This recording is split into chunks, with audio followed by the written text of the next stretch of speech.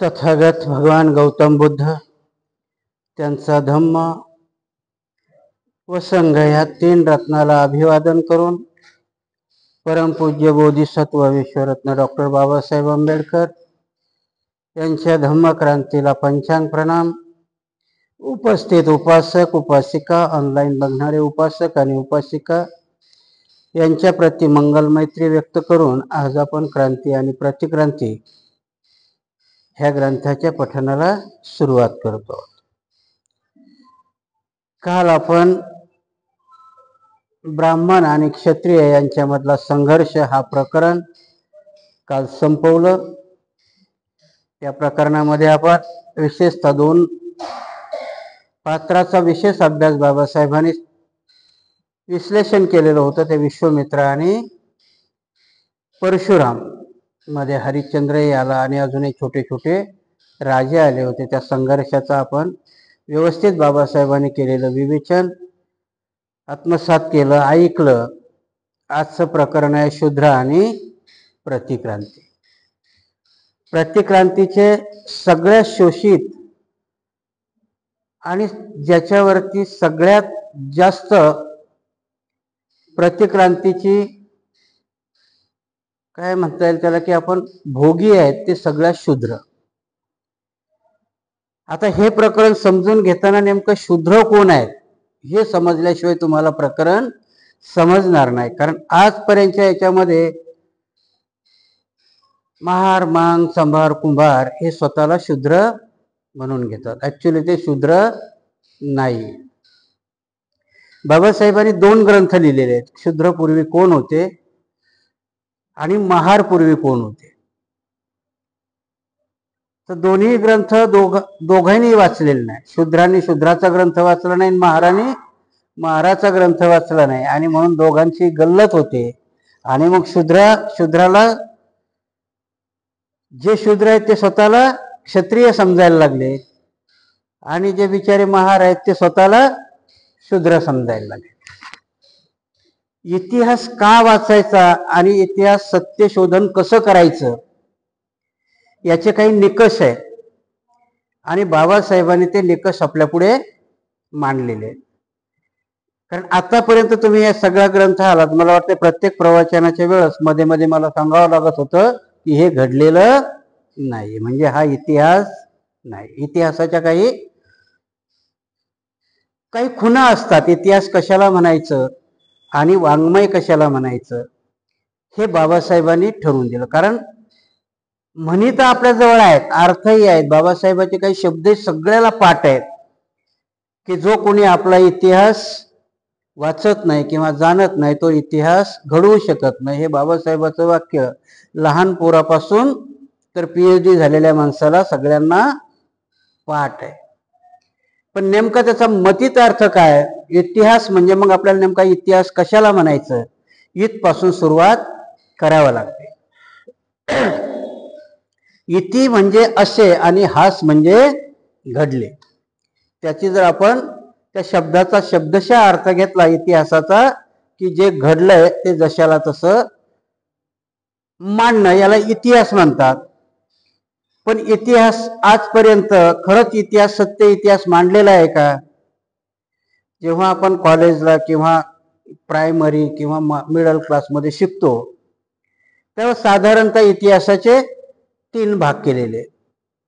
पहिला आहे अतिप्राचीन, मध्ययुगीन आणि मॉडर्न, आधुनिक, असे 3 आहेत. बाबासाहेब आणि आता हे मी प्रवचन तुमच्या पुढे करतोय म्हणजे तुम्ही सुज्ञ लोक आहात. हे जर मला खेड्यात प्रवचन करायचं झालं तर मला हा इतिहास असा नाही सांगता येणार, कारण त्यांना वेगळ्या पद्धतीने इतिहास सांगावा लागेल. तुम्ही सुज्ञ आहात, ऐकणारेही सुज्ञ आहेत, तर इतिहास आपल्याला ह्या पद्धतीने जाणावं लागेल.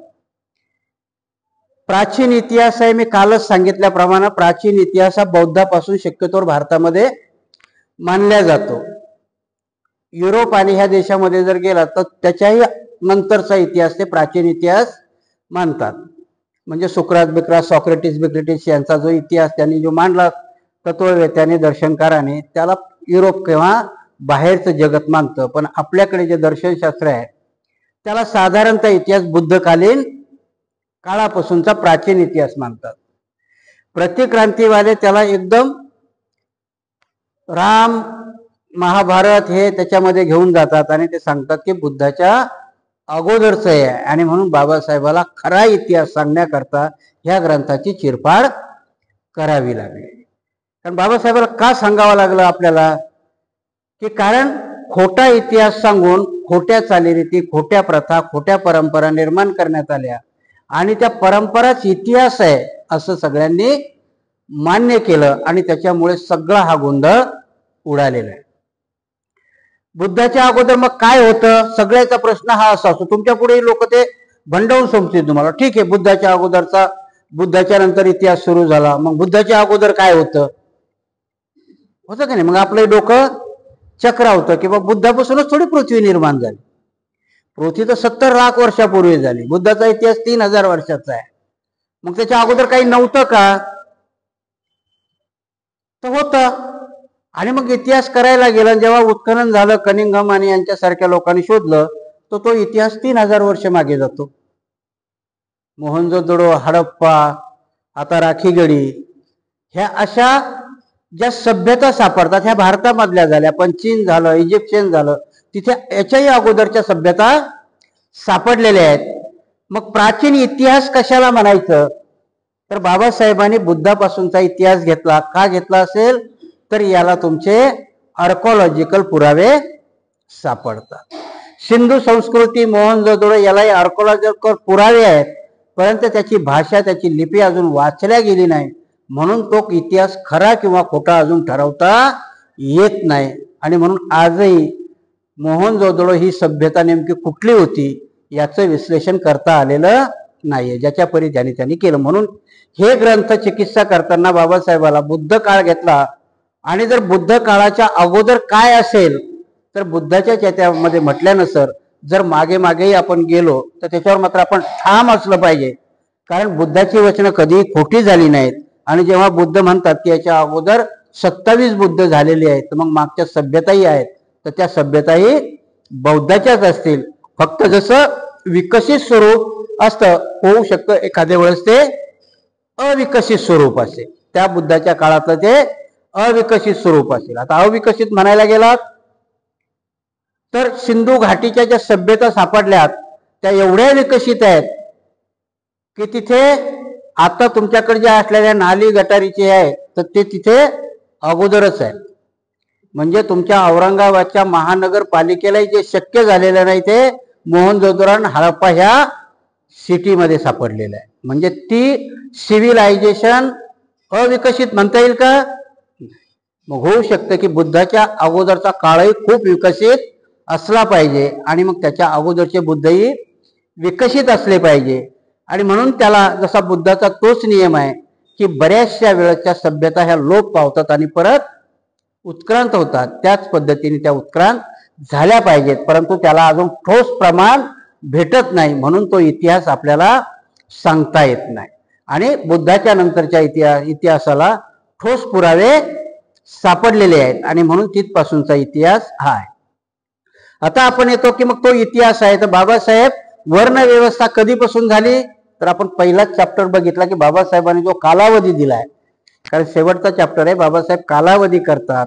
तर ह्या हिंदू धर्माच्या चातुर्वर्ण्याचे हे 5 मुख्य ग्रंथ आहेत. बाबासाहेब तेच विश्लेषणाला घेतात आणि बाबासाहेब त्याला इसवी सनाच्या पूर्वी मान्यता देत नाहीये. या 5 ग्रंथाची निर्मिती 20 सना नंतरची आहे आणि म्हणून बाबासाहेब त्याला प्रतिक्रांती म्हणतात. बुद्धाची क्रांती त्याला प्रतिक्रांती, म्हणजे वेगवेगळ्या आचार्याने, वेगवेगळ्या ऋषींनी किंवा वेगवेगळ्या काल्पनिक नावावरती निर्मित केलेले हे ग्रंथ हे काल्पनिक आहेत, म्हणून तो इतिहास होऊ शकत नाही. आणि म्हणून बाबासाहेबाला ही ग्रंथसंपदा लिहावा लागली की शूद्र पूर्वी कोण होते आणि महार पूर्वी कोण होते. बाबासाहेबांनी मी जसं सांगितलं की नुसती कादंबरी सारखे ग्रंथ लिहिलेत का बाबासाहेबाला, मग आता वाङ्मयाचा हे म्हणता येईल का? बाबासाहेब दर्शनकार आहे. जसे अण्णाभाऊ साठे वाङ्मयाचे हे तसे बाबासाहेब दर्शनकार आहेत, कारण बाबासाहेबाचं वाङ्मय तुम्हाला कुठेही करमणूक म्हणून सापडणार नाही किंवा बाबासाहेबाच्या कुठल्या एखाद्या पुस्तकावर चित्रपट निघाला असं होऊ शकत नाही, कारण ते दर्शन आहे, तुमच्या जीवनाशी निगडीत असणारे बाबासाहेबाचं सगळं लिटरेचर आहे, की तुम्हाला बाबासाहेबाचं लिटरेचर वाचून किंवा ते आत्मसात करून तुम्हाला तुमची जीवन पद्धती ठरवता येते.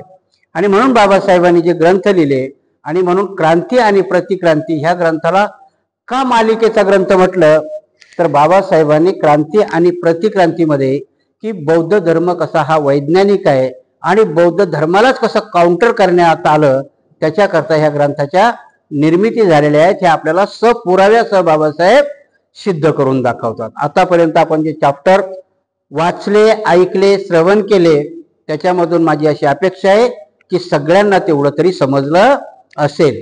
कारण नाहीतर मग हिंदू धर्माने जसं रामायणाची पोथी वाचली, जसं रामायण ऐकलं, तसंच जर आपणही ऐकलं तर मग त्याला काही अर्थ उरणार नाही. आणि म्हणून परशुराम, त्यांच्यातला परशुराम वेगळा आणि मी सांगितलेला परशुराम वेगळा आहे.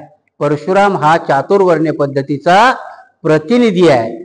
तो ब्राह्मणाकरता दैवी पुरुष असेल, परंतु मात्र तो शूद्राकरता खल पुरुष, खलनायक आहे. आणि ते आपल्या लक्षात आलं पाहिजे.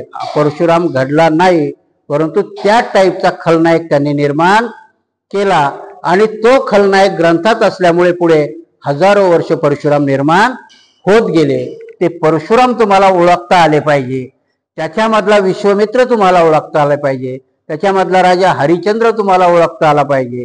आणि आजही ते अस्तित्वात आहेत, परंतु आपल्याला ओळखता येत नाही, कारण ते एवढे हुशार झालेले आहेत आता की ते तुमच्यात येऊन कधी बसतात आणि कधी तुमचे होतात ते तुम्हालाच कळत नाही. आणि म्हणून आम्हाला प्रवचन देणारे, आमच्या भीम जयंतीला असणारे लोक, त्यातलेच कोणी परशुराम असतो, कोणी हरिश्चंद्र असतो, तर कोणी हे असतं. कारण तुम्हाला अजूनही खरा बाबासाहेबांनी दिलेला तुम्हाला तो अजून ओळखता आला नाही. म्हणून आमच्या जयंतीला असेल किंवा बुद्ध जयंतीला असेल, आम्हाला तत्वज्ञान सांगायला परशुरामच आलेले असतात प्रत्येक गोष्टीमध्ये. कारण माझं कधी कधी होतंय का, तुमच्या माहिती करता म्हणून सांगतो की मला मागे तर नाही, पण आता एक दोन वेळेस त्या लोकांचे फोन येणं सुरू झाले. सौम्य आहेत, नाही असं नाही.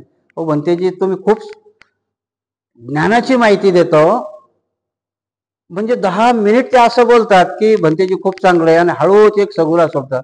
पण भंतेजी नका ना टीका करत जाऊ, ते होऊन गेलं, आता कुठे आहे ते. आणि म्हणून सांगतो की ते होऊन गेलेलं नाहीये, ते घडवण्याकरताच निर्मिती केलेली आहे. म्हणून आजही सांगावं लागतं असे कोणी. आणि फोन करणारे वाहक असतात, ब्राह्मण नाहीये. तो करणारा कोणीतरी धनगर असतो, कोणीतरी कुणबी असतो, कोणीतरी वंजारी असतो. दोष त्याचा नाही, कारण तो त्या प्रतिक्रांतीमध्ये एवढा डुबलेला आहे की त्यालाही अजून ते बोचतंय, त्याला ते अजून आपलं वाटत नाही. म्हणजे भिक्षू बोलतोय, त्यांना टीका वाटते, विरोध करतात म्हणून विरोध वाटतो. ऍक्च्युली हे प्रबोधन त्यांच्याकरताही आहे. आपण किती, मी तुम्हाला किती दोष दिले तरी तुमच्यात मात्र 60-70% सुधारणा आहे. बाबासाहेब आत्मसात केलाय, किती मी टीका केली. ऍक्च्युली हे प्रबोधन त्यांच्या करताय, कारण त्यांनी बाबासाहेब अजून 2% स्वीकारला नाही. बुद्ध तर खूप लांब राहिला. अगोदर त्यांनी बाबासाहेब स्वीकारायला पाहिजे, कारण हे टप्पे आहे. मागे जावं लागेल तुम्हाला, तुम्ही एकदम बुद्ध स्वीकारणार नाहीयेत. बुद्ध जर तुम्हाला हे करायचं, म्हणून पहिलं बाबासाहेब सांगतात की बाबासाहेबांनी एकदम बुद्धाजवळ गेलेत का बाबासाहेब? नाही. बाबासाहेबांनी पहिले कबीर बघितले, बाबासाहेबांनी महात्मा फुले बघितले, आणि नंतर बुद्ध बघितले. बाबासाहेब उलटे गेलेत. आणि ह्या लोकांच्या त्या रस्त्याने चालत जाल. म्हणून एकदम बुद्ध जर स्वीकारायला जाल, तुमच्या पुढे बोधिसत्वाने बुद्ध मांडला म्हणून तुम्ही स्वीकारला, अजूनही आपल्याला बुद्ध पूर्ण कळलेत का? नाही. कारण दुर्दैव आपलं की बाबासाहेब आपल्यातून लवकर गेले. आपल्याला सांगणारा जो बुद्ध होता आणि ज्याच्यावर जबाबदाऱ्या दिल्या, त्यांनाच बुद्ध कळले नाही. आणि मग ते सांगताना बुद्ध की मग एखादा मास्तर डीएड जर कॉप्या करून झाला असेल, तर तो शिकवायला कसा शिकवेल? पोरांना तसाच शिकवेल ना. जर तो परफेक्ट ट्रेनिंग न असेल, तर तो मास्टर परफेक्ट असेल. तसे आज आम्ही लोक परफेक्ट ट्रेनिंग वाले नाही, म्हणून आम्ही कुठेतरी चुकतो, कुठेतरी बुद्ध सांगताना आमच्यात गल्लत होते. आणि म्हणून दोष नका देऊ. कारण काय होतं की बाबासाहेबाला अपेक्षित असणारा बुद्ध सांगायचा, तर पहिले बाबासाहेब आपल्याला कळले पाहिजे. आम्ही बाबासाहेबाच्या ऐवजी डायरेक्ट बुद्धावर चाललो. मला बी बऱ्याच लोकांचा फोन येतात की तुम्ही बुद्ध कमी आणि बाबासाहेब जास्त सांगता. कारण माझं म्हणणंही तेच आहे की अरे बाबा, मला अगोदर बाबासाहेब तर कळू देत. कारण बाबासाहेब कळता कळता मला त्यांचा बुद्ध कळेल. मी नेहमी शब्द वापरतो की मला बुद्ध बाबासाहेबाचा बुद्ध सांगायचा आहे. कोणाचा बुद्ध सांगायचा आहे? मला बाबासाहेबाचा बुद्ध सांगायचा आहे. कारण बाबासाहेबाचा बुद्ध, बाबासाहेबांनी जो बुद्ध आत्मसात केलेला आहे त्याला सगळ्या गोष्टीचे आयाम दिलेले आहेत. बाबासाहेबाच्या याला तुम्ही नाही म्हणू शकत की बाबासाहेबांनी महायान नाकारलं. तुम्ही नाही म्हणू शकत की बाबासाहेबांनी तंत्रयान नाकारलं. तुम्ही नाही म्हणू शकत की बाबासाहेबांनी पूर्ण त्रिपिटक नाकारलं. बाबासाहेबांनी ज्याच्या ज्याच्यामध्ये चांगल्या चांगल्या गोष्टी आहेत आणि खरोखर शुद्ध बुद्ध तुमच्या पुढे ठेवलेला आहे. बाबासाहेबांनी कुठल्याही भेसळयुक्त बुद्ध तुमच्या पुढे ठेवला नाही. आणि म्हणून म्हणतात ना की पचायला सुरस अन्न लवकर पचतं, भेसळीचं अन्न लवकर पचत नाही. आणि म्हणून बाबासाहेबांनी शुद्ध रूपात दिलेला बुद्ध तुम्हाला जर शुद्ध रूपात स्वीकारला तर लवकर पचेल. पण आम्ही शुद्ध रूपात स्वीकारतोय का? नाही. आम्हाला बुद्ध हा भेसळयुक्त बुद्ध सांगितला जातो आणि म्हणून पचायला कठीण आहे. म्हणून आम्हाला गणपतीच्या पुढं नाचावं वाटतं. म्हणून आम्हाला साईबाबाला जावा वाटतं. ज्या दिवशी शुद्ध बुद्ध तुम्हाला कळेल त्या दिवशी मात्र तुम्ही कुठेही जाणार नाही. आणि तो शुद्ध बुद्ध सांगण्याकरता शुद्ध बुद्ध सांगणारे शिक्षक मात्र ट्रेन असले पाहिजे. आणि ते ट्रेन बनवण्याकरता आपण ह्या छोट्या छोट्या गोष्टी, माझ्यासारखाही भिक्षू, मी ट्रेन नाही आहे, मी दावा करत नाही आहे की मी परफेक्ट आहे किंवा ट्रेन आहे. परंतु जसा मला समज होऊ शकतं चुकी असेल, जर ती समजावून दिली तर आपण त्याच्यामध्ये बदल नक्कीच करू. आपला हट्ट नाही आहे की मला सर्व येत आहे, असा हट्ट कुणीही धरू नये. का धरू नये? तर आपल्याला पूर्ण बुद्ध सांगणारे आजपर्यंत कुणीही आले नाही. कारण कधी कधी काय होतं की बऱ्याच लोकांचा मग असा प्रश्न येतो मला की मग तुम्ही बौद्ध राष्ट्र म्हणता, मग त्यांचं अनुकरण का करू नये? जर त्यांचं अनुकरण करायचंच असतं तर बाबासाहेबांनी परफेक्ट आपल्याला एखाद्या देशाचं नाव सांगितलं असतं. बाबासाहेब 6व्या संगीतीमध्ये त्या सगळ्या लोकांना झापतायत. बाबासाहेबांचं त्या रंगूनच्या याच्यातलं भाषण जर तुम्ही ऐकलं तर बाबासाहेब चापलुशी करत नाही. त्या सगळ्या भिक्षूला झापलेलं आहे बाबासाहेबांनी. बाबासाहेब त्यांनाही म्हणतात फक्त जयंत्या साजरे करणं म्हणजे बौद्ध धर्म नाहीये. आणि तुम्ही जगातल्या लोकांनी आता फक्त काय लावलंय तर बुद्ध धर्माची जयंती करायची म्हणजे फक्त बुद्धाचं चरित्र सांगायचं. बाबासाहेब म्हणतात बुद्धाचं चरित्र सांगून जमणार नाही. मी तुम्हाला विषयाच्या बाहेर नाही घेऊन चाललो, विषयातच घेऊन येतो. कारण का? नुसतं चरित्र किंवा नुसता बुद्ध सांगणं हा अपेक्षित नाहीये. कारण भारतामध्ये तर मुळीच नाही. कारण भारतामध्ये बुद्ध सांगायचा तुम्हाला तर 4 गोष्टी लक्षात ठेवाव्या लागतील की बुद्ध सांगणारा आणि बुद्ध ऐकणारा समाज कुठला आहे. आणि म्हणून प्रकरण लिहिले बाबासाहेबांनी ह्या 4 वर्णामध्ये. कारण बुद्ध इथून घालवण्याला कारणीभूत 4 वर्ण आहेत. कारण बुद्धाच्या काळामध्ये वर्ण व्यवस्था ती गुणानुक्रमांकावर होती, जी त्यांनी जन्मावर आधारित आणली. आणि म्हणून जन्मावर आधारित असणारी चातुर्वर्ण्य व्यवस्था जोपर्यंत तुम्ही मोडीत काढणार नाही तोपर्यंत शुद्ध बुद्ध तुमच्या हातात येणार नाही. आणि म्हणून बाबासाहेब या क्रांती आणि प्रतिक्रांती ग्रंथामध्ये सगळ्या वर्णाची चिरफाड करतायत. आतापर्यंत जर तुम्ही ग्रंथ ऐकला असेल तर याच्यामध्ये बाबासाहेबांनी सगळ्या वर्णाची चिरफाड केलेली. पहिले त्यांनी गीतेमध्ये ब्राह्मण घेतला, क्षत्रिय घेतला, वैश्य घेतला आणि आता शेवटच्या प्रकरणामध्ये बाबासाहेब शूद्र आणि प्रतिक्रांती याची जोड घेतायत. ते आपण बघू बाबासाहेब काय म्हणतायत ते. शूद्र तुम्हाला कळले असेल की शूद्र तुम्ही आता जे बसलेले आहात तुम्ही शूद्र नाहीये. पहिली गोष्ट लक्षात ठेवायची की तुम्ही शूद्र नाही.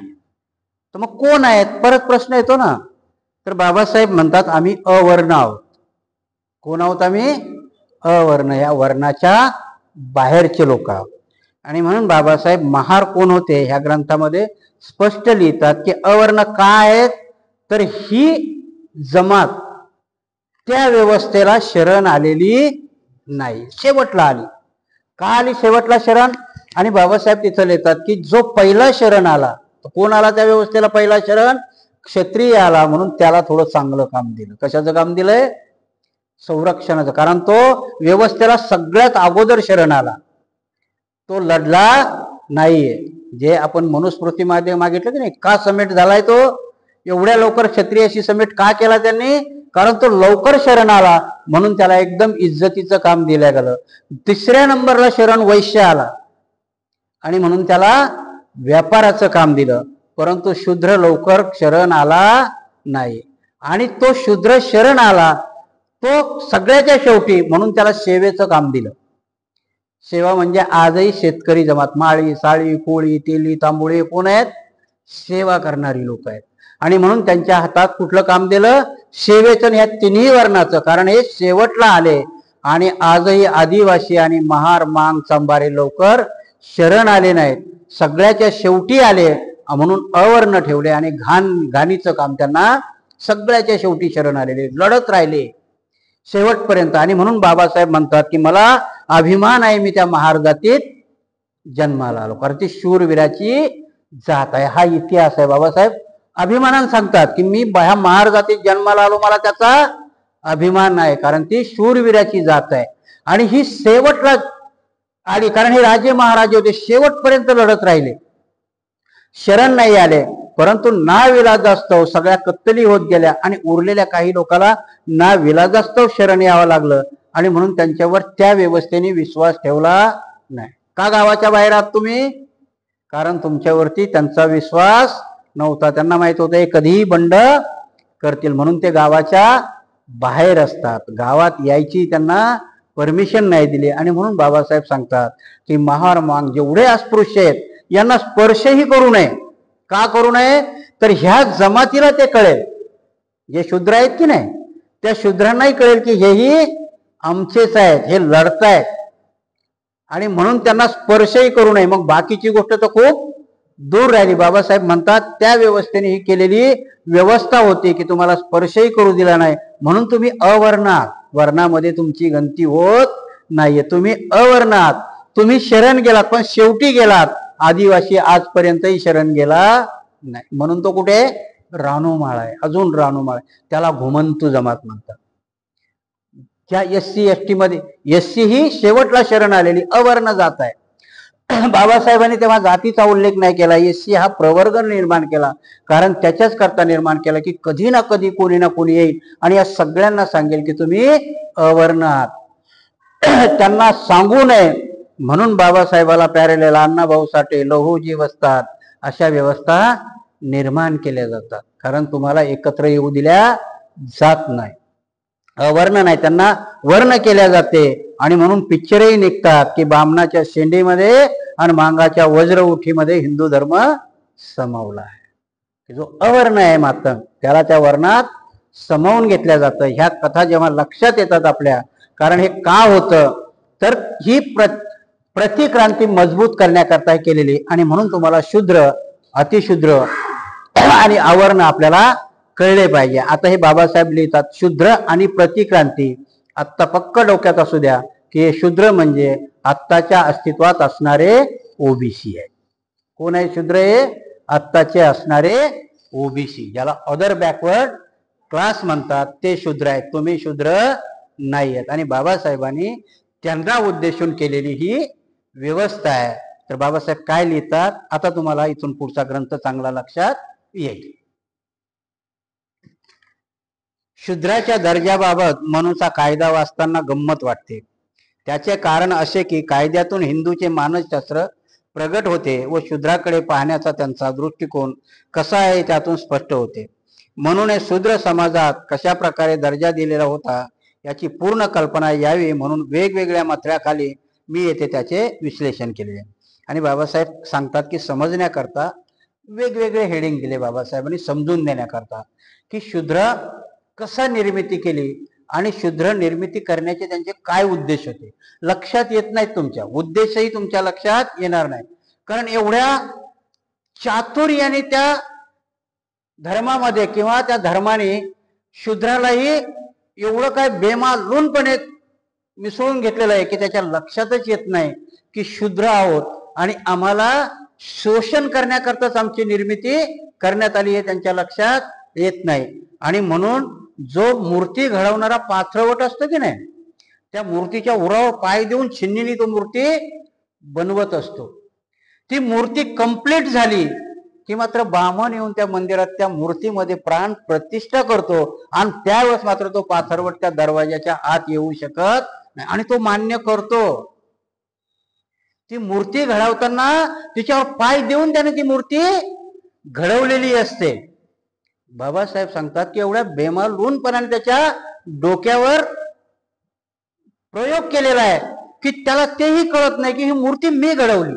घडवताना हिच्या डोक्यावर, पायावर, छातीवर मी पाय दिले. एवढी मूर्ती बनवताना त्याच्यावर पाय देऊनच घडवावी लागते.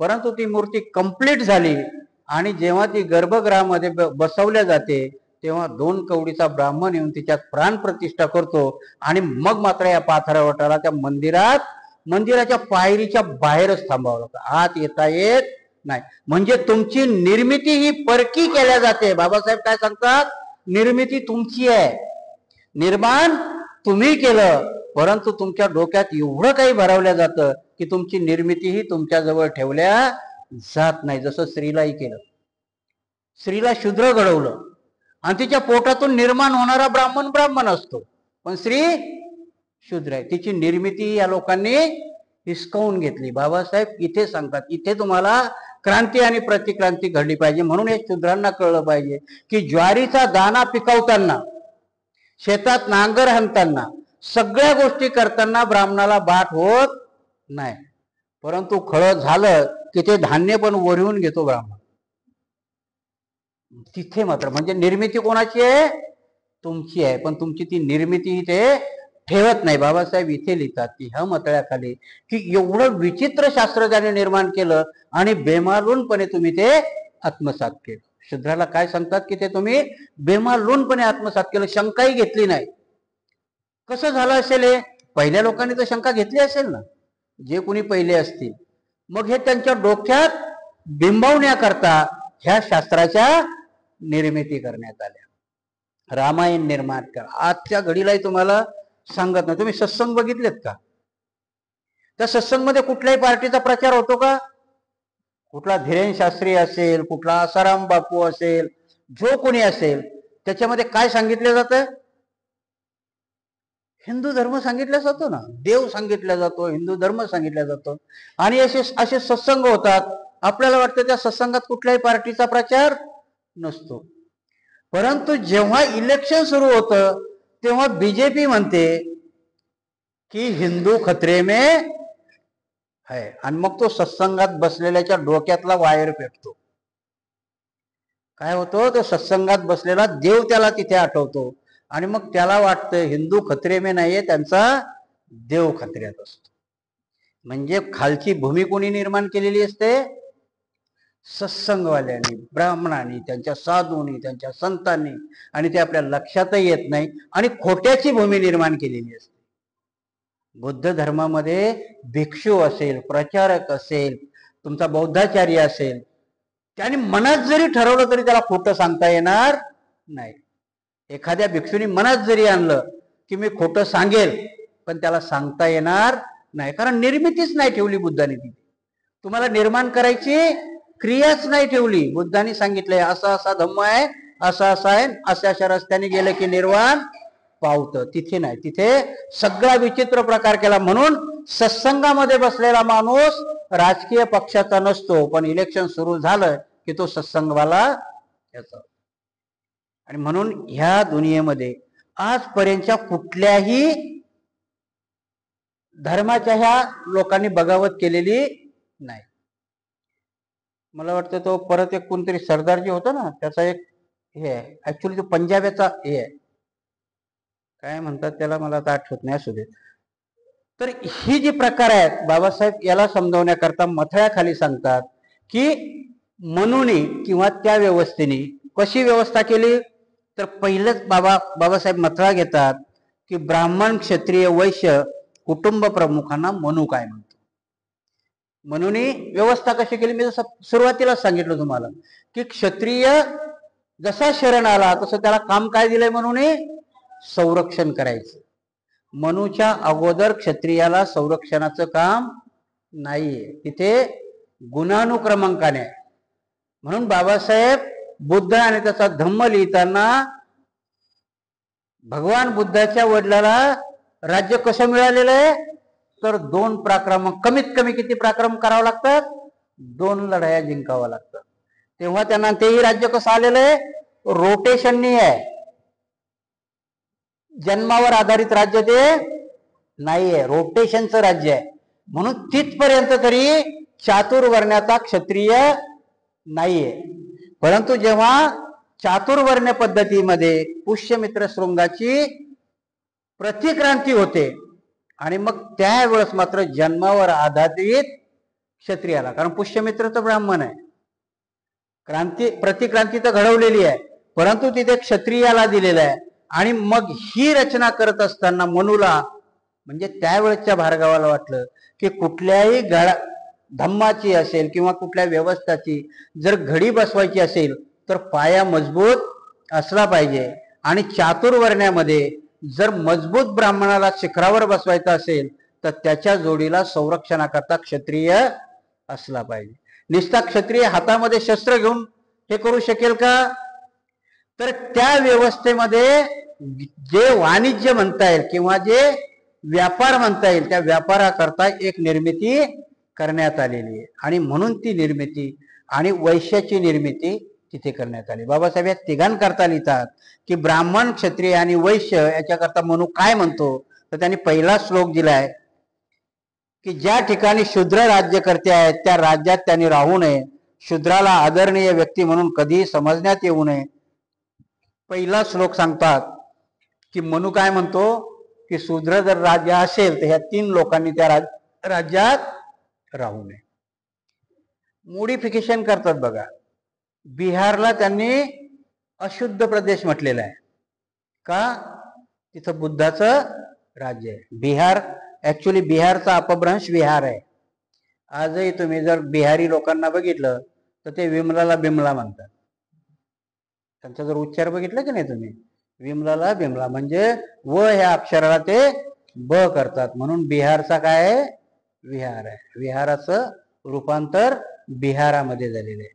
आणि म्हणून तिथल्या लोकांना तो प्रदेशच निषिद्ध मानला होता त्यांनी, की त्या प्रदेशामध्ये ब्राह्मणांनी राहू नये. वैश्याने अशा ब्राह्मण जर तुमच्यापेक्षा वरचढ असेलच तर तिथे त्यांनी राहू नये. म्हणजे किती खोलगट प्रश्न आहे हा, की एखाद्या वेळेस शूद्र जर दादागिरी करून सत्तेवर आले, ती कुठपर्यंत पाझरलेली वृत्ती त्यांची. बाबासाहेबांनी घटना लिहिली तर का नाकारतात, कारण बाबासाहेब शूद्र आहेत. बाबासाहेबांसारखी घटना आजपर्यंत त्यांनाही लिहिता आली नाही, येणारही नाही, पण तरी ती स्वीकारायची नाही. तर एकमेव कारण काय आहे, बाबासाहेब शूद्र आहे आणि म्हणून ती नाकारली जाते. हा श्लोक आहे मनूचा. काय सांगतो तो, क्षत्रियांना आणि यांना मी जसं काल उदाहरण दिलं की वंचित बहुजन आघाडीला 40 लाख मत मिळाली, तर त्यावेळेचा फडणवीस ब्राह्मण, शरद पवार क्षत्रिय आणि बावनकुळे तेली हे मात्र लगेच एकत्र होतात आणि प्रकाश आंबेडकर शूद्राला मात्र पुढच्या वेळेस सगळी कोंडी करून टाकतात. कोंडी इथपासून असते की तुमच्या लेवलवर तुम्हाला माणूसही मिळू देत नाही. तुमच्या लक्षात नाही येणाऱ्या गोष्टी आपल्या आजूबाजूला घडत असतात, पण त्या आपल्या लक्षात येत नाहीत. ही कशी मनुस्मृती आणि कशी प्रतिक्रांती आहे, आणि त्यावेळेस आपण भुलून जातो.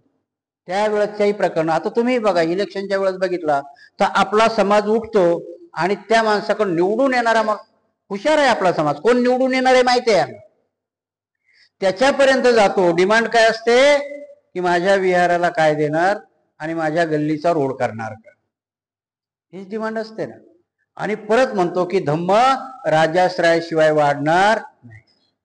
ब्राह्मणाने आजपर्यंत डिमांडच केल्या नव्हत्या, अजूनही ब्राह्मण डिमांड करत नाही. ब्राह्मण काय सांगतो की आमची राजसत्ता कशी राहील ह्या लेवलवरती काम करा, आणि म्हणून ते सगळ्या पक्षात थोडे थोडे थोडे जातात. आणि त्यांचा थिंक टँक म्हणतात ना तुम्ही, हे पक्ष तुम्हाला काय वाटतं, हे पक्ष प्रमुख चालवतात का, पक्ष प्रमुख नाही चालवत, त्यांचा थिंक टँक असतो. तो थिंक टँक प्रोग्राम देत असतो आणि त्या थिंक टँक मध्ये ब्राह्मण असतात. आता मायावतीचा पक्ष का लयाला गेला, तर मायावतीच्या थिंक टँक मध्ये ब्राह्मण आला. बीएसपी वाल्याला किती वाईट वाटलं तरी त्याला कारण नाही, त्यांनी आत्मपरीक्षण करावं. कांशीरामनी तो पक्ष एवढा वर आणला होता, त्यांनी बीजेपीचा वापर करून घेतला, परंतु मायावतीने आपला वापर बामणाला करू दिला. काशीरामने तो होऊ दिला नव्हता. आणि म्हणून थिंक टँक आहेत, तर तिथे बाबासाहेब सांगतात की ती लोक त्या ब्राह्मण क्षत्रियाला सांगितलं की शूद्राच्या राज्यामध्ये तुम्ही जर ते जास्तच प्रबळ झाले तर राहू नये, जास्त प्रबळ झाले तर राहू नये. तुम्ही जर मुंबईला गेलात ना, याच्यावरती बरंचसं ऑब्जेक्शन आहे, पण जर मुंबईला गेलात तर दुबे, त्रिपाठी, चौबे ही संख्या एवढी मोठी आहे मुंबईमध्ये की जवळजवळ अर्ध राजकारण त्यांनी व्यापलेलं आहे. कारण ती लोक एवढी हुशार होती की जेव्हा मायावतीचं तिकडे राज्य चालू होते, ती सगळी लोक मुंबईमध्ये आली. आणि मुंबईमध्ये येऊन त्यांनी पहिलं काय काम केलं असेल, तर मुंबईमध्ये खाली असणाऱ्या जमिनी ताब्यात घेतल्या. आजही तुम्ही तिकडे गेलात तर दुबे कंपाऊंड, चौबे कंपाऊंड हे असे कंपाऊंड तुम्हाला भेटतील तिथे. आणि एवढ्या विलायतेने ते राहिले. पहिले तो भैया दारावरती दूध घेऊन येताना बहनजी म्हणायचा, बहनजी दूध लिजिये, आणि 2003च्या नंतर तो भाभीजी म्हणायला लागला, भाभीजी दूध लिजिये. हे परिवर्तन होतं. काय परिवर्तन होतं की त्यांनी जम बसवलेला हाच सिद्धांत होता की जर शूद्राचं राज्य आलं तर ते राज्य सोडून त्यांनी दुसरीकडे जावं. त्याने तिथे येऊन तिथे बस्तान मांडलं. आजही तुम्ही जर गेलात मुंबईमध्ये तर 26 आमदाराच्या मतदारसंघापैकी जवळजवळ 13 ते 14 आमदार भैया निवडून आणतात, युपी वाले निवडून आणतात. आणि त्याच्यामध्येही तुमचा चमार नाहीये. कोण आहे? त्रिवेदी, चतुर्वेदी, चौबे, दुबे हे प्रकरण आहेत. आणि हे आमच्या कोणाच्याही लक्षात येत नाही. ही जी क्रांती असते तिथे आमचाही उद्धव ठाकरे किंवा कोणी असेल तो जो निस्ताच बोंबलत बसतो मराठी माणसाच्या हिताकरता, आणि मात्र राज्यसभेवर पाठवायचा तर संजय निरुपम असतो. आतल्या गोष्टी आहेत ह्या नेमक्या धर्मशास्त्रानुसारच अंगित होतो. कारण हा संजय निरुपम कुठला ब्राह्मण आहे? बिहारचा ब्राह्मण आहे. आणि तो जेव्हा शिवसेनेत फायदा मिळत नाही तर काँग्रेसमध्ये जातो, काँग्रेसमध्ये नाही फायदा मिळत तर आता बीजेपी मध्ये जातो. म्हणजे शूद्राच्या राज्यात राहायचं नाही हे कुणी सांगितलंय त्यांना? म्हणूनही सांगितलंय. दुसऱ्या श्लोकामध्ये बाबासाहेब लिहितात की यज्ञासाठी धार्मिक विधी ब्राह्मणाशी शूद्राच्या संपत्तीतून दान मागू नये. अन्य तिन्ही वर्णातील स्त्रियाशी विवाह करण्यास मनाई आहे. शूद्राने उच्चवर्णीय स्त्रीशी कोणत्याही प्रकारचा संबंध ठेवू नये. जर त्याने उच्चवर्णीय स्त्रीशी व्यभिचार केला तर तो अपराध समजण्यात येईल व त्यासाठी फार मोठी शिक्षा त्याला देण्यात येईल. दुसऱ्या श्लोकात बाबासाहेब सांगतात, पहिला श्लोक त्यांनी सांगितला राज्यकर्त्याविषयी, दुसरा श्लोक सांगतात बाबासाहेब की त्यांनी आर्थिक याच्यामध्ये दान कोणाचं स्वीकारायचं आणि घ्यायचं नाही. म्हणून तुमच्या माहिती करता सांगतो, बीएसपीच्या तुम्ही लोकांनी बघितलं की नाही, काशीरामच्या काळापर्यंत ते फुलाचे हार नाही स्वीकारायचे. 10-10 रुपये लावून 50 रुपयाचा का होईना पण त्याचा हार टाका म्हणायचे. काय होतं याच्या पाठीमागचं इंगित? की दानही तुमच्या लोकांकडून आलं पाहिजे. जर ते दान टाटाकडून घेतलं तर टाटा शेवटला फोन करून सांगतो की बजेटमध्ये माझी व्यवस्था झाली पाहिजे. म्हणून दान स्वीकारणे. तुम्हाला इथली कथा सांगतो मी. जेव्हा श्रावस्ती बुद्ध विहारामध्ये बराचसा वाद झाला की नाही अस्थीविषयी, किंवा बुद्धाच्या अस्थी आहेत नाही आहेत, काय करायचं, त्याच्यावर एका भंतेजीने मोठं प्रवचनच दिलं, खूप मोठा वादंग वाचला. त्याच्यावर मीही इथे बऱ्याच वेळेस बोललो की त्या अस्थी खऱ्या की खोट्या याच्यात नका जाऊ, परंतु श्रद्धा असेल की नाही. म्हणून याचं एक कारण सांगतो तुम्हाला, मी तिथे साक्षी आहे. मुंबईचे 2 आणि तुमच्या औरंगाबादचा एक माणूस, नावं घेत नाही आता मुद्दाम त्यांची, ते 3 जण आले की हे वादंग झाल्यानंतर, भंतेजी पूर्ण वर्षाच्या पूजा आम्ही घेतो, तुम्हाला काय खर्च येतो त्या पूर्ण वर्षाच्या पूजा घेतो आम्ही, तुम्ही आमचे नावही डिक्लेअर करू नका, काही करू नका, पूजा घेत राहा. आणि मला का भंतीजी ते आवडले मी सांगतो. त्या भंतीजीने एका शब्दात सांगितलं, नाही मी हा काही व्यापार मांडलेला नाहीये.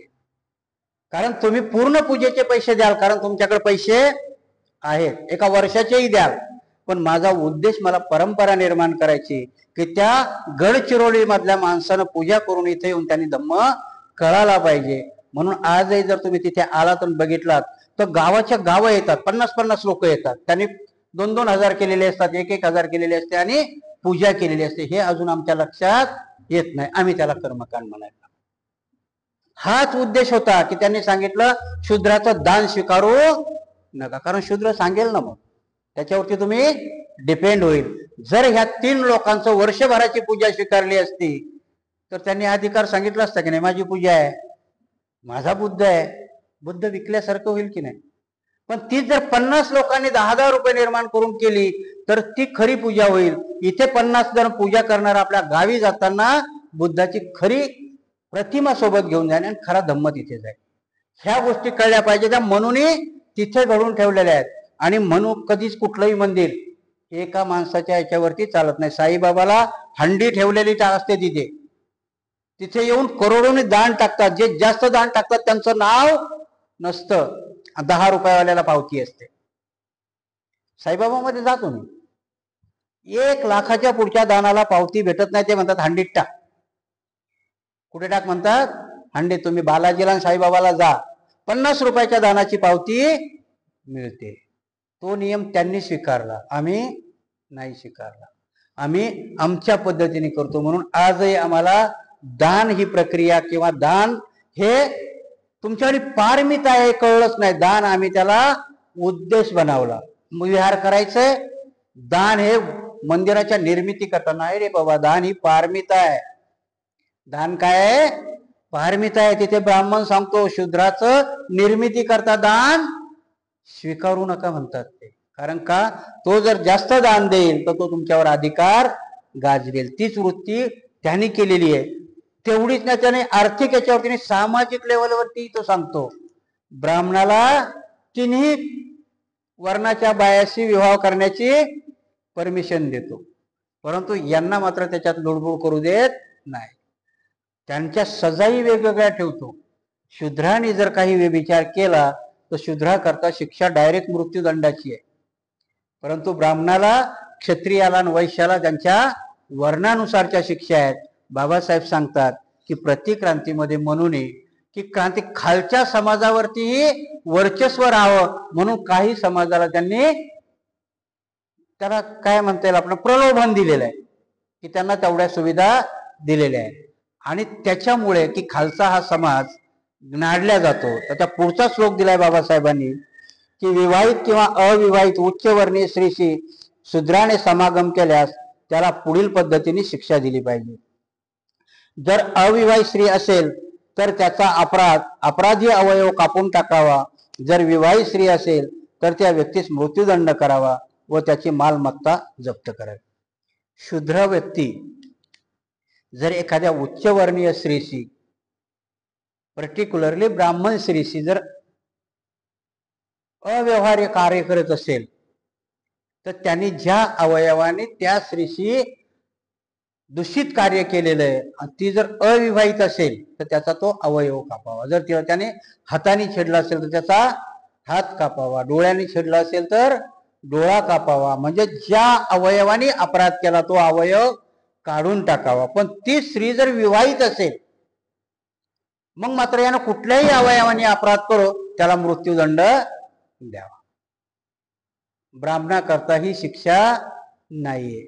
बाबासाहेबांनी हा का घेतलाय की या 3 प्रमुखाला का सवलत दिलेली आहे तर यांनी ब्राह्मणाच्या विरुद्ध बंड करू नये. उलटी निर्मिती तर एवढी विचित्र आहे, तुम्ही जर त्या याच्यात गेलात तर हसणार नाही, तुम्हाला राग येईल. कारण शूद्रामधल्या जातीची, कारण जाती शूद्रामध्येच आहे, त्या शूद्रामधल्या जातीची निर्मिती एवढी भयानक सांगितलेली आहे त्यांच्या शास्त्राने की ती जर वाचली आणि ती जर मनावर घेतली, म्हणून आजही म्हणतात ना की तुम्हाला वेद वाचला का? तर नाही. महाभारत वाचलं का? तर नाही. पण ते पवित्र आहे का? कारण त्याने ते वाचलं नाही म्हणून ते पवित्र आहे. बाबासाहेब म्हणतात, ज्या दिवशी शूद्र त्यांचे पूर्ण ग्रंथ वाचेल आणि खऱ्या अर्थाने त्याच्या डोक्यात प्रकाश पडेल, तर त्याच दिवशी मी फक्त मनुस्मृती जाळली, ते पूर्ण ग्रंथ जाळल्याशिवाय राहणार नाही. फक्त ती निर्मिती करण्याचं काम आपल्याकडे दिलेलं आहे. त्यांना सुज्ञ बनवण्याचं काम कोणाकडे दिलेलं आहे. आणि कुठलीही गोष्ट एकदम सांगून होत नसते. कारण एकदमच तुम्ही जर समजा आता छोटीशी चिंगारी आहे आणि त्याच्यावर रॉकेल टाकलं तर काय होईल? भडका उडेल ना. मग तो भडका एखाद्या वेळेस तुमचं बी तोंड जाळू शकेल. बाबासाहेब खूप शुद्ध आहेत. आणि मग काही काही लोकांचं ऑब्जेक्शन असतं, बाबासाहेबांनीच का नाही सांगून टाकलं? त्याला कारण ते आहे, कारण काही गोष्टी फसायलाही जड असतात, एकदम नाही. म्हणून कधी कधी मी तुम्हाला सांगितलं ना, मला येणारे फोन ब्राह्मणाचे नाही आहेत. येणारे फोन कोणाचे आहेत? साळी माळी, की जो खरा शोषित आहे त्यालाच कळलं नाही तो शूद्र आहे म्हणून. तो शूद्र आहे त्याला ते सांगावं लागेल. एका जणाने, मी कुठेतरी वाचत होतो, महार हा शब्द वापरला त्याने, की महार हे करतो. दुसरा लगेच लगतो, अरे मूर्खा तुला अक्कल आहे का, आपण बुद्ध झालो. तो म्हणतो बरोबर आहे, तो बुद्ध झालात बाबा, हा तुझा इतिहास नाहीये, हा माझा इतिहास आहे. कारण बुद्धाचा इतिहास महार आहे. बाबासाहेब सांगतात ना की तुम्हाला इतिहास आठवला पाहिजे. तुम्ही महाराला जर विचारला तर तुमचा इतिहासच मग तुम्ही विसरला. जर तुम्हाला इतिहास नेहमी नेहमी आठवायचा असेल तर तुमच्या महाराचं शौर्य आठवावंच लागेल. तुम्हाला महार कोण होता हे सांगावंच लागेल. इथे बाबासाहेब सांगतात की तो एवढी सजा का देतात ते, तर त्या वर्ण व्यवस्थेमध्ये वरच्याला वाटलं पाहिजे की मला अधिकार आहे. आणि त्याच्याकरता ही शूद्राला दिलेली शिक्षा आहे की शूद्राने डेअरिंगच करू नये. कर्तव्याबद्दल मनू काय म्हणतो? ब्राह्मण जो केवळ जन्माने ब्राह्मण आहे, म्हणजे ज्याने अभ्यास केलेला नाही, वेदानुसार संस्कार झाले नाहीत, त्याला आपल्या इच्छेनुसार न्यायाधीशपदी नियुक्त करू शकतो. परंतु शूद्राला कोणत्याही परिस्थितीत हे पद दिले जाऊ शकत नाही. कर्तव्याच्या बाबतीतही मनू कठोर आहे. ब्राह्मणाला तो नाही शिकला, तो हुशारही नसला तरी त्याला न्यायदानाचं काम करता येतं. आता तुम्ही म्हणसाल की आताचे न्यायाधीश का शिकलेले नाही? पहिल्या वेळेस जात पंचायती होत्या. गावाच्या परिस्थितीवर तुम्ही अजूनही आठवलं गावगाड्यामध्ये तर पंच आज एक का आला? ग्रामपंचायत मध्ये पंच म्हणता की ना तुम्ही? पंच आणि सरपंच ही पद्धत कुठली आहे? त्यावेळेसचे पंच कोण असायचे? ब्राह्मणच असायचे. पंच म्हणजे वकील, पंच म्हणजे न्यायनिवाडा करणारा. आजही खेडेगावात जर तुम्ही गेलात तर न्यायनिवाडा करणारे हे उच्चवर्णीय असतात. दोन भावामध्ये जर झगडा लागला तर गावातली लोक पंचायत करायला बोलवली जातात, त्याला पंचायत म्हणतात. ऍक्च्युली भारताची लोकसभा ही भारताची सगळ्यात मोठी पंचायत आहे आणि त्या पंचायतमध्ये आपण पंच पाठवले पाहिजे. म्हणून बाबासाहेबाला म्हणावं लागलं ना की जा तुमच्या घराच्या भिंतीवर लिहून ठेवा, तुम्हाला शासन करती जमात बनायचं. कारण त्या पंचायतीमध्ये आम्हाला जायचं. तर पंचायतीचा अर्थच आहे की न्याय निवाडा करणं, आणि तो अधिकार शूद्राला कधीही दिला नाही, आजही नाही. तुम्हाला युपीचं उदाहरण सांगतो. तो कोण मौर्य आहे ना, उपमुख्यमंत्री केला होता. एका ठिकाणी त्याला स्टुलावर बसवलेले भर सभेमध्ये, बाकी सगळ्याला राजा राणी खुर्च्या आहेत, पण त्याला त्याच्यावर बसवलं. त्याला ती अवकात दाखवलेली की कोण आहेस तू? शूद्र आहेत. बरीचशी टीका होते, स्टूल मंत्री म्हणत होते त्याला, स्टुलावर बसवलेला उपमुख्यमंत्री. आजही तीच प्रथा आहे. न्याय निवाड्यामध्ये तुम्हाला न्याय दिला जात नाही. आमचा भूषण गवई जज झालेत, खूप मोठे जज झालेत. नाही नोव्हेंबर पर्यंत तर नाही, पण आजही स्मरणात राहील असा खटला काही काही लोकांचे आहे, स्मरणात राहतील असे. म्हणून ते आजही काय म्हणतात की पेशव्याला सजा करणारा न्यायमूर्ती कोण होता? तो त्याचं नाव घेतात ना अजूनही? नाही, तो प्रभूने आहे कोणीतरी, मला वाटतं फडणवीसाच्याच सातकुळीतला आहे. म्हणून त्याला न्यायाधीश म्हणतात, की तसा असावा न्यायाधीश. त्याने फक्त खाली त्या पेशव्याच्या विरोधात खटला दिला, पण आमच्या कितीतरी कुळी त्याने बर्बाद केल्या महाराच्या. कारण महाराला सगळ्यात जास्त सजा जर कुठे झाली असेल तर पेशवाईच्या पुण्यामध्ये, पेशव्याने. कारण ही हंडी प्रत्येकच ठिकाणी नव्हती, युपी मध्ये नव्हती, पेशवाईमध्ये होती. आणि म्हणून त्यावेळेचा आमचा जो सिद्धनाथ महार होता त्याच्या गळ्यात नव्हतं गाडगं, पण त्या पेशवाईतलं गाडगं काढण्याकरता तो इंग्रजाकडून लढलाय, की जे माझ्या जातीवरती तुम्ही अन्याय करताय, मी तुमच्याकडून लढतो, हरवतो इंग्रजाला, पण तरी तो पेशवा मानलेला नाहीये. म्हणून तो इंग्रजाकडून लढला आणि म्हणून भीमा कोरेगाव झाला. हे जे इतिहास आहे, इथेही बाबासाहेबांनी का लिहितात बाबासाहेब, कारण हे आम्हाला आठवलं पाहिजे, नेहमी ध्यानात राहिलं पाहिजे की हे कोण कोणाकरता करतात आणि कशा करता करतात. आताही तेच आहे ना. महात्मा गांधीनं उपोषण कशा करता बाबासाहेबांच्या लक्षात आलं होतं की माझा स्वतंत्र मतदारसंघ जे मी आणलंय ते महात्मा गांधी हिसकावून का घेतोय.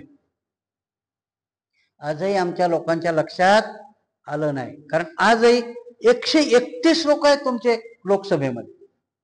SC ST चे मिळून किती आहेत? 131. 545 मध्ये 131 काय करू शकत नाहीत. परंतु महात्मा गांधीची देण,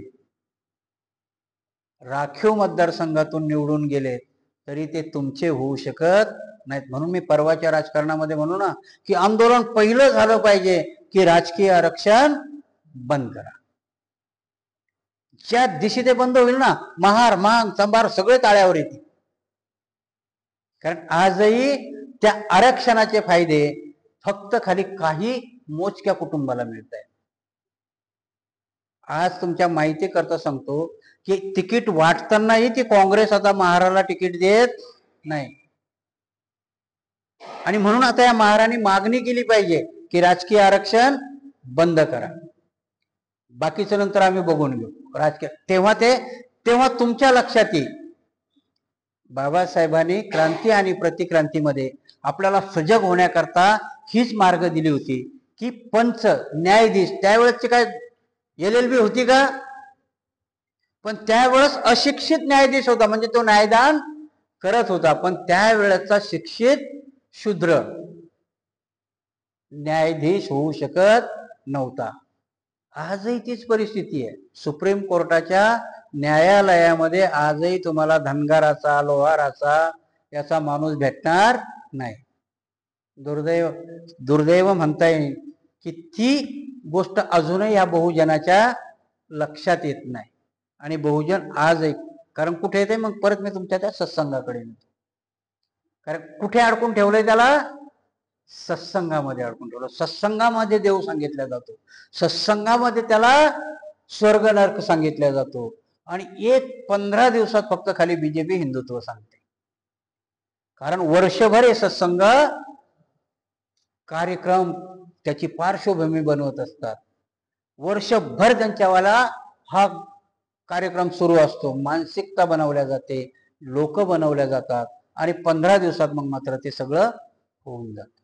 इथे आम्हाला भूमीच बनवता येत नाही आणि आम्ही बनवूही देत नाही. ती भूमी बनवण्याकरता आपल्याला सजग राहावं लागेल. आणि ते सजग राहण्याकरता तुम्हाला काहीच करायचं नाही. बाबासाहेबांनी बुद्धांनी तुम्हाला काहीही तुमच्या पदरचं करायला ठेवलेलं नाही. बाबासाहेबांनी सगळी हत्यारं दिली, फक्त ती वापरण्याचं कसब आपल्यामध्ये आलं नाही. हत्यारं सगळी बनवून ठेवली, कशी वापरायची तेही सांगितलंय, पण तरी आम्हाला ते अजून सुचत नाही.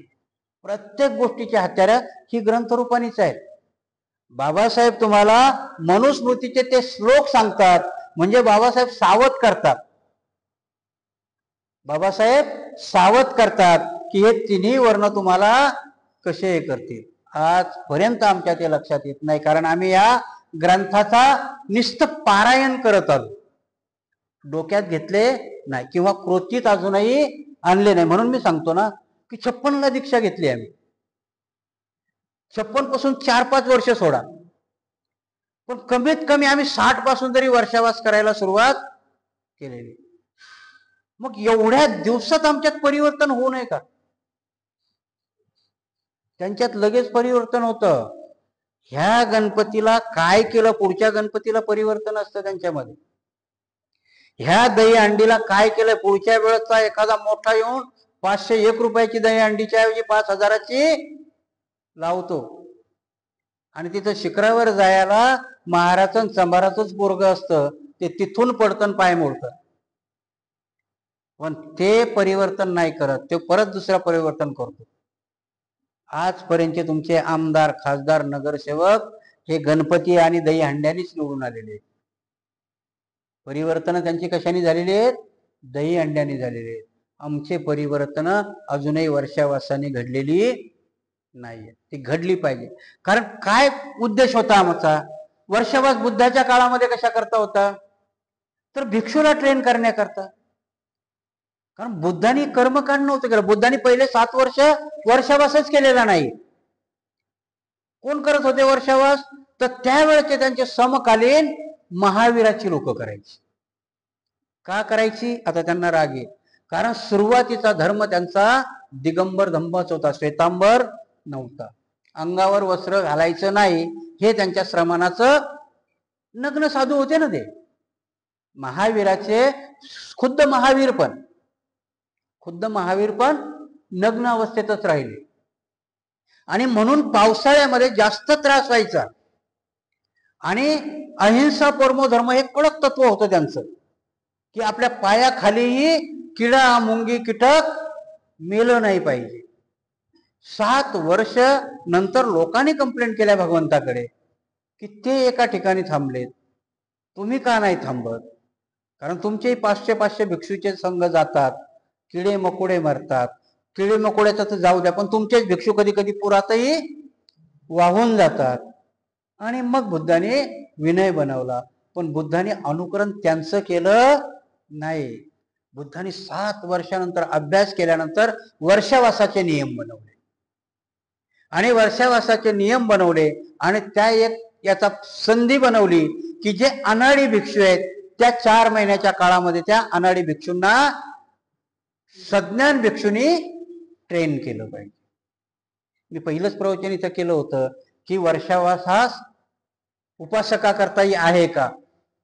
तर हो. का होता? तर आता भिक्षू आहेत का तेवढे? एका विहारामध्ये तुम्हाला मोजूनही 2-4 भिक्षू सापडणार नाही. मग आताचा वर्षावास कोणा करता असावा? उपासका करता असावा. आणि कोणाचा सांगावा? तर बुद्धाचा आणि बाबासाहेबाचा. म्हणून हे ग्रंथ लागले, असेच नाही लागले. त्यावेळेस कुणीतरी ही प्रथा चालू करणारा एखादा भिक्षू म्हणा किंवा उपासक म्हणा, तो हुशार असला पाहिजे की विहारामध्ये वर्षावासामध्ये ग्रंथपठन केलं पाहिजे. चांगल्या माणसाची संकल्पना असली पाहिजे. आणि का करायची? तर त्यामुळे तुम्ही सुज्ञ व्हाल, त्यामुळे तुमच्यामध्ये हुशारी येईल, त्यामुळे तुम्हाला धम्म कळेल आणि त्यामुळेच मग तुम्ही धम्माचं आचरण कराल.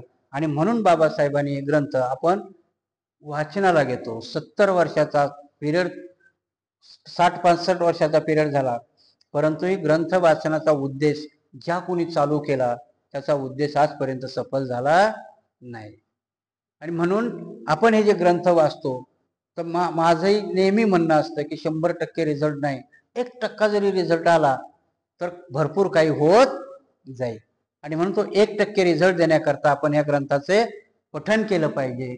की आजचा हा आपण शूद्र आणि प्रतिक्रांती याच्यामधला ब्राह्मण, क्षत्रिय, वैश्य, कुटुंब प्रमुख असं म्हणून काय सांगितलं हे श्लोक आपण बघितले. बाकीचं उद्या बघूया.